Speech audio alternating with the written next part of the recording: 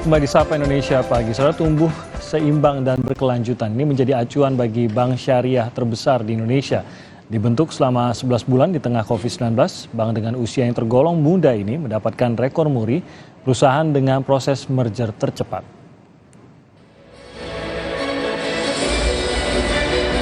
Sejak awal Bank Syariah Indonesia (BSI) dirancang menjadi mahakarya untuk membangkitkan ekonomi syariah Indonesia.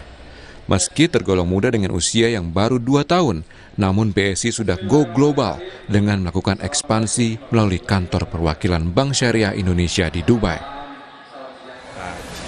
Berkaca dari 2 tahun belakangan ini, walaupun pandemi COVID ya, tapi Bank Syariah Indonesia terutama tetap tumbuh double digit, baik asetnya, pembiayaan maupun dana pihak ketiga. Tahun lalu bahkan pembiayaan kita hampir 22% tumbuh, sementara industri hanya sekitar 9-10%. Nah, ini kita menorehkan pertumbuhan yang impresif dan berkelanjutan saat acara puncak ulang tahun kedua. BSI juga mendapat rekor muri dengan merger tercepat, yaitu selama 11 bulan.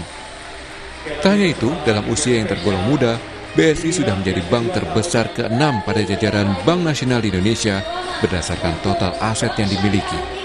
Kok ada visi bagaimana menyatukan semua jadi satu bank yang sinergis sedemikian rupa sehingga kekuatannya bisa dahsyat mendunia, yang mungkin kalau pecah-pecah sendiri-sendiri bisa menonjol masing-masing tetapi tidak bisa besar. Tanya prestasi dalam misi kemanusiaan pada puncak perayaan hari jadi kedua, BSI juga mengajak masyarakat Indonesia untuk berdonasi melalui charity concert.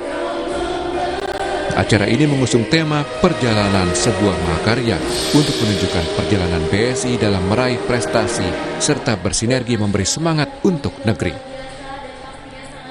Tim Liputan Kompas TV. Kita ke informasi lain, saudara. Polda Metro Jaya menggelar rekonstruksi